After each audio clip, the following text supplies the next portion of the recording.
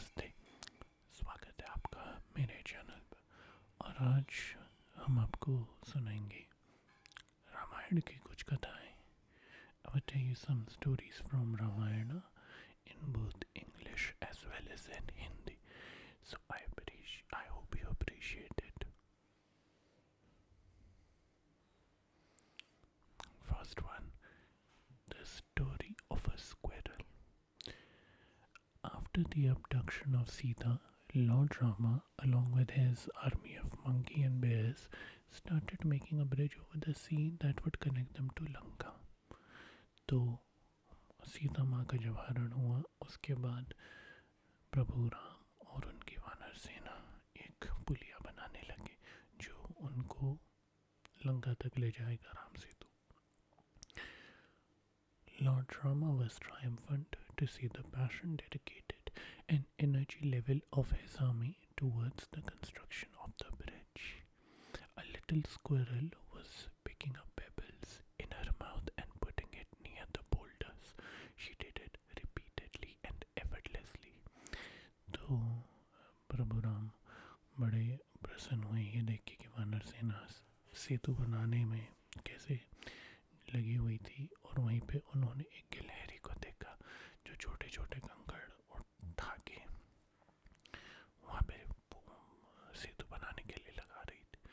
Just then a monkey noticed her and started making fun of her. He told her to stay away lest a boulder crush her. Hearing this, everyone started making fun of the squirrel. The squirrel was in tears and Lord Rama was noticing this from a distance. तो एक बंदर ने उस गिलहरी को देखा और उसका मजाक बनाना शुरू कर दिया कि ज़्यादा इतने पत्थर ना उठा, कहीं ऐसा ना हो किसी बड़े पत्थर के नीचे आके दब जाए. सारे वानर मजाक बना रहे थे और प्रभु राम जी ने देखा कि वो गिलहरी रो रही थी. Upset, the squirrel went to Lord Rama and complained about everything to him. Lord Rama then demonstrated to the army how the pebble thrown by squirrel has worked as the connector between the two boulders. तो फिर वो प्रभु राम जी के पास गए, रोने लगी. तो फिर राम जी ने दिखाया कि कैसे एक छोटे छोटे जो कंकड़ है वो दो बड़े पत्थरों के बीच में जो गैप है उसको भरने में वो सहायक थे. Even her contribution is as valuable as the other members of the army. तो उसका भी योगदान बाकी सेना के लोगों की तरफ ज़रूरी था. तो ये कहानी थी. Since then, उसके बाद प्रभु राम ने उन गिलहरी के कंधे को, कमर को छुआ और वहाँ पे वो सफ़ेद उस पे धारियाँ बननी शुरू हो गई. तो ये कहानी थी. Second story, when Hanuman refused to obey Lord Rama. Lord Hanuman was morose after the coronation ceremony. He sat in the corner meditating on Lord Rama with closed eyes. Tears were flowing incessantly from his eyes. तो जब coronation हुआ यानी जब प्रभु वापस अयोध्या आए और उनका अभिषेक हुआ उसके बाद हनुमान जी जो थे एक जगह बैठ के ध्यान में लगे थे और वो रो रहे थे. Sita noticed and informed Lord Rama at once about it. Rama went near to Hanuman and said, I couldn't give you anything in return for your bhakti and devotion. The only thing I can do is take you along with me to Vaikuntha. तो सीता माँ ने ये देखा और उन्होंने राम जी को बोला. तो राम जी हनुमान जी के पास गए और कहा कि आपकी भक्ति के बदले मैं आपको कुछ उपहार तो नहीं दे सका लेकिन मैं आपको अपने साथ वैकुंठ ले जाऊंगा. Hanuman asked, will you be there with me in Vaikuntha? To which Lord Rama replied, yes, but not as Rama but as Lord Mahavishnu. तो हनुमान जी ने कहा क्या वैकुंठ में आप भी मेरे साथ होंगे? उन्होंने कहा हाँ, लेकिन राम के रूप में नहीं, महाविष्णु के रूप में. Hanuman replied, I wouldn't go to a place where Lord Rama isn't present. I will stay back in Ayodhya and continue to meditate on Lord Ram. तो हनुमान जी ने कहा अगर वैकुंठ में राम नहीं होंगे तो मैं भी वहाँ नहीं जाऊँगा, मैं अयोध्या में रहूँगा और राम नाम से ध्यान करूँगा। तीसरी story, the story of Shanta, Rama's sister. Before the birth of Lord Rama, King Dashrath had a daughter named Shanta. Kaushalya's elder sister Varshini had no offspring. तो प्रभु राम के जन्म से पहले एक पुत्री थी राजा दशरथ की, शांता के नाम से. Once when Varshini came to visit her sister, she flippantly asked for her child. Hearing this, Dashrath agreed that she could adopt his daughter Shanta. It is believed that Lord Rama and his other brothers were not told about this sister. तो कौशल्या जो कि पत्नी थी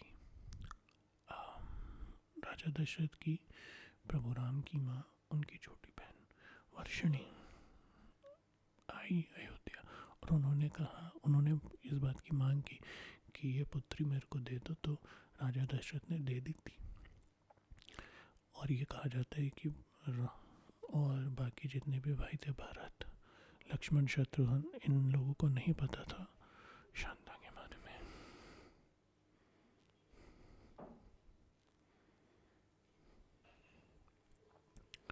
अब आपको बताते हैं fourth story, the story behind रावण's 10 heads. रावण के 10 सर के बारे में. Ravan was a devout follower of Lord Shiva. After attaining the education, Ravan underwent an intense penance to please Lord Shiva. To appease Lord Shiva, Ravan even chopped off his head. तो रावण जो था वो भगवान शिव का महाभक्त था और ज्ञान की पूर्ति होने के बाद वो एक जैसे कहते हैं कड़ी तपस्या में लग गया भगवान शिव को खुश करने के लिए.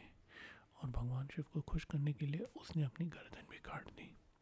Each time he chopped off his head, it grew back, thereby enabling him to continue his penance. This austerity of Ravan pleased Shiva and he granted him 10 heads, and thus he became one of the most powerful beings on earth. तो जितनी बार भी रावण अपना sir काटता था वो sir दोबारा से उग जाता था ताकि तपस्या हो सके. इस बात से भगवान शिव बड़े खुश थे रावण से और उन्होंने दशानंद रावण को बना दिया और उसी की वजह से वो एक बहुत ही ताकतवर इंसान बन गया था पृथ्वी पर. The birth of Hanuman, Hanuman ji का जन्म. Lord Hanuman, one of the incarnations of Lord Shiva, was born to Anjana by the blessing of Vayu, who later became Hanuman's godfather. तो हनुमान जी जो थे, आप सबको पता होगा कि भगवान शिव का अवतार थे, अंजनी पुत्र थे और वो पैदा हुए वायुदेव के आशीर्वाद से. वायुदेव उनके एक तरह से वो धर्मपिता बन गए थे. When Anjani was praying to Lord Shiva for son, King Dashrath was also performing a yagna to have children. He received a bowl of sacred pudding from the god of fire to share among his 3 wives. तो जब अंजनी भगवान शिव से प्रार्थना कर रही थी पुत्र के लिए, तो राजा दशरथ भी उस वक्त यज्ञ कर रहे थे और अग्निदेव ने उनको खीर दी थी कि ये खीर अपनी तीनों पत्नियों को खिला देना. By divine order, an eagle snatched some of the pudding and dropped where Anjani was meditating. Vayu, the deity of wind, transported the fragment of the dessert to Anjani's hand, who ate it. फिर ऐसा हुआ कि एक चील आई और उसने जो राजा दशरथ के यहाँ खीर थी वो थोड़ी सी खीर उठा के जहाँ अंजनी रहती थी उधर पहुँचा दी और फिर वायुदेव ने अपनी हवा की ताकत से वो खीर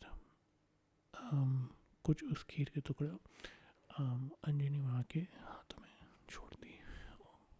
अंजनी माँ ने वो खाए और हनुमान जी पैदा हुए.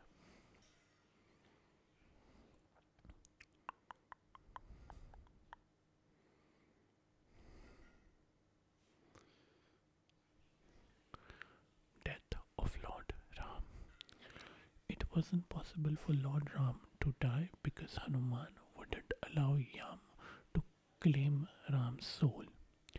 To divert the attention of Hanuman, Ram dropped his ring through a crack and asked Hanuman to fetch it for him.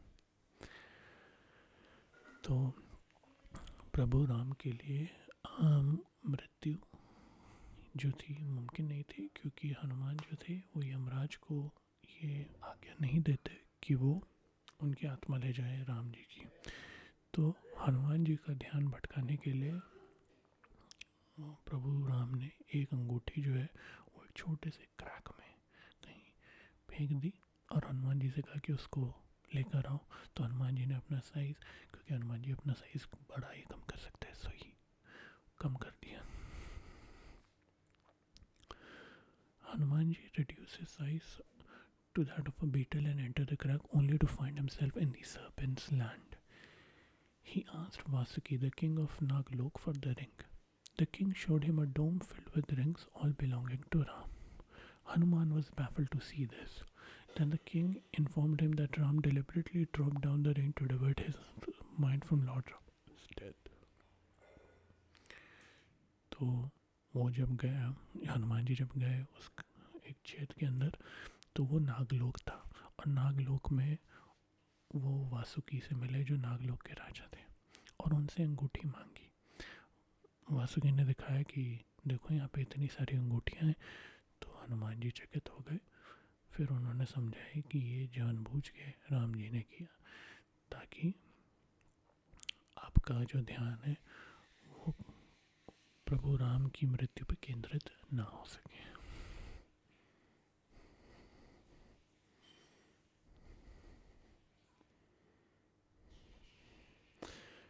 Do you know how Bajrang Bali got the name? One day, when Sita was applying a vermilion on her forehead, a curious Hanuman asked, "Why do you apply vermilion?" Sita replied, "For longer and healthier life of Lord Rama." The enthusiastic Hanuman smeared his entire body with vermilion. Lord Ram burst out into laughter seeing Hanuman smeared in vermilion. He named him Bajrang Bali, which comes from the word Bajrang, meaning orange. तो इसकी कथा ये है कि एक बार सीता माँ अपने माथे पे तिलक लगा रही थी, सिंदूर। तो हनुमान जी ने पूछा कि ये क्यों लगा रही हो? तो सीता माँ ने कहा प्रभु राम की लंबी आयु के लिए। जिसके बाद हनुमान जी ने अपने पूरे शरीर पे वो ऑरेंज रंग का जो था तिलक वो सब रगड़ दिया। राम जी बड़े प्रसन्न हुए, वो हंसे और उन्होंने नाम बजरंग बली रख दिया।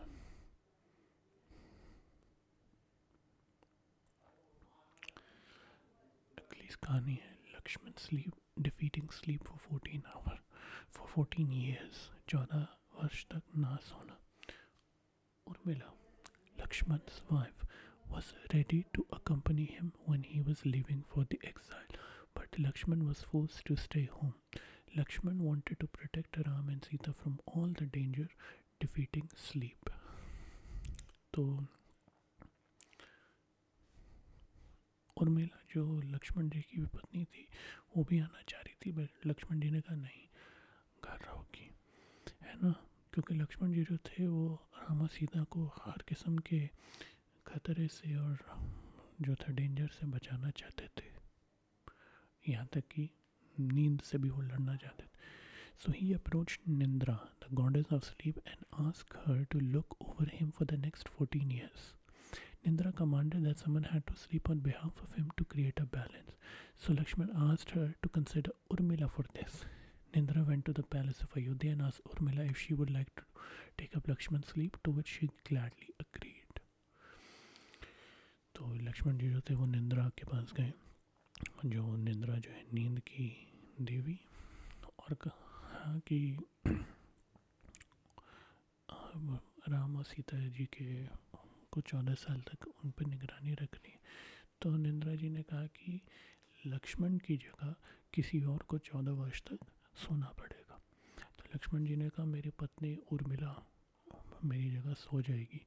जिसके बाद निंद्रा देवी जो थी वो अयोध्या गए और उर्मिला से उन्होंने पूछा कि क्या तुम अपने पति की जगह 14 साल तक सोती रह सकती है, तो उर्मिला ने कहा।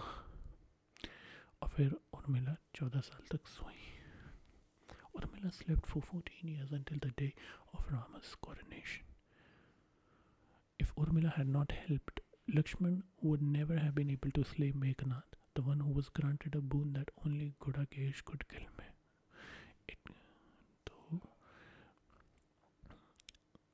उसकी वजह से जो प्रभु लक्ष्मण जी थे वो मेघनाद को भी वध कर पाए.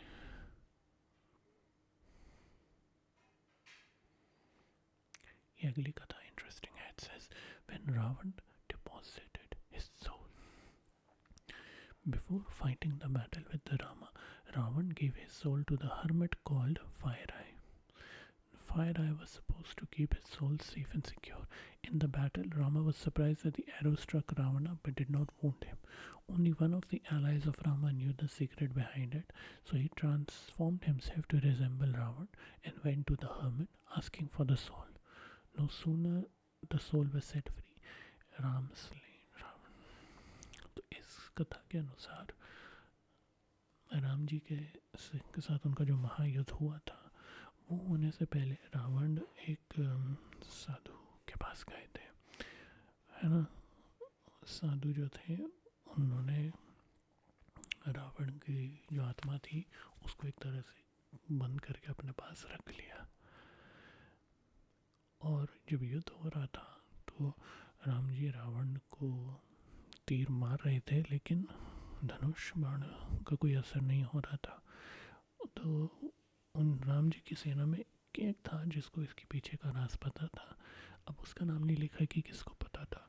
तो वो उसने रावण की वेशभूषा बनाई और उस साधु के पास गया और रावण की जो आत्मा थी उसको मुक्त कराया, जिसकी वजह से राम जी रावण को मार पाए. अब हालांकि हमने तो वैसे अमृत कलश की कथा सुनी है, तो आई डोंट नो कि ये क्या है, सही है कि नहीं, ये आप बता सकते हैं.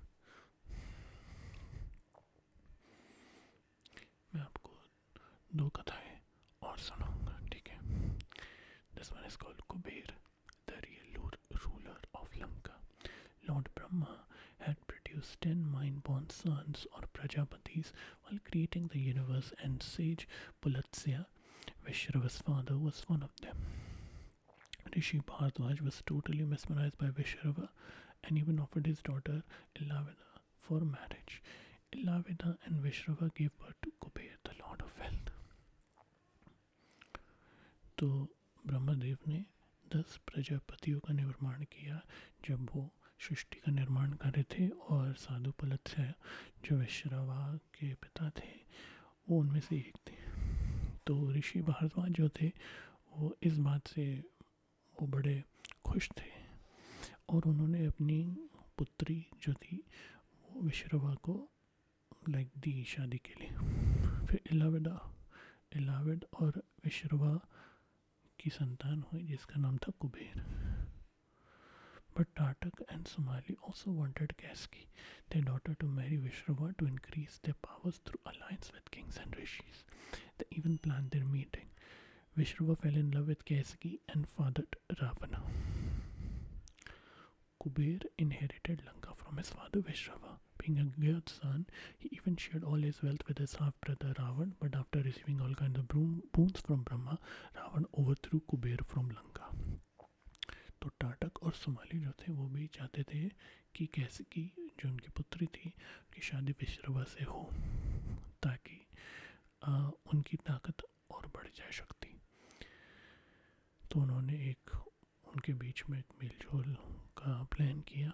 विश्रवा जो थे वो कैसिकी से प्यार कर बैठे और वहीं से रावण का जन्म हुआ. तो रावण उनके बेसिकली कुबेर देव के सौतेले भाई कहले आप हैं.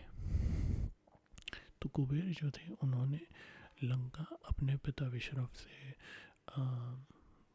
विरासत में मिला था, पर उन्होंने अपनी जितनी भी संपत्ति थी वो रावण के साथ बांटने को तैयार हो गए थे कुबेर. हालांकि ब्रह्मदेव से जब वरदान मिल गया था रावण को, तो उन्होंने कुबेर को लंका से निकाल दिया था. ये कहानी थी.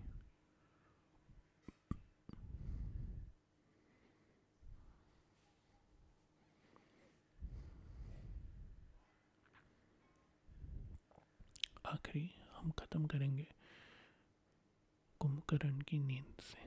The story of Kumbhakarna sleep. Once brothers Ravan, Kumbhakarna and Vibhishan were asked what boon they wanted from Brahma. Indra, on the other hand, was well aware of Kumbhakarna's valor and wit, and knew that he would ask from Indrasan the kingdom of heaven. तो कुंभकर्ण और रावण और विभीषण जो थे उनसे पूछा गया था कि वो ब्रह्मदेव से क्या वरदान पाना चाहेंगे. इंद्रदेव जो थे उनको ये भली बात ही पता था कि कुंभकर्ण बहुत शक्तिशाली और बहुत चतुर है और वो इंद्रासन मांगने की बात करेंगे. Fearing this, Indra requested Goddess Saraswati to tie Kumbhakarna's tongue, which bound Kumbhakarna to ask for the eternal Nindrasan. Brahma granted him the boon of eternal sleep. तो इंद्रदेव ने सरस्वती माँ से कहा कि कुंभकर्ण की ज़बान बांध दीजिए, जिसकी वजह से कुंभकर्ण ने निंद्रासन की मांग की और हमेशा सोने की यानी नींद आने की जो वरदान था वो ब्रह्मदेव ने कुंभकर्ण को दिया. Seeing his brother's plight, Ravan pleaded Brahma to undo the curse. Brahma did undo it, but with a condition. He said that Kumbhakarna would only sleep for half a year and will stay awake for another half. Even during the Battle of Lanka, Kumbhakarna was asleep and was walked over by 1,000 of elephants in attempt to wake him up. तो नींद आने की उनको वरदान मिल गया था, तो रावण ने ब्रह्मदेव से मतलब गुहार की कि इसको आप वापस ले लीजिए. ब्रह्मा ने वापस ले लिया ब्रह्मदेव ने, पर उन्होंने एक शर्त रखी कि 1 साल में 6 महीने तक यानी आधे साल तक कुंभकर्ण सोएगा और बाकी आधे साल तक वो जागता रहेगा. और जब ये लंका में युद्ध छिड़ा भी था तब भी कुंभकर्ण सोए हुए थे और हज़ारों हाथियों का बल लग गया उनको नींद से जगाने में. These were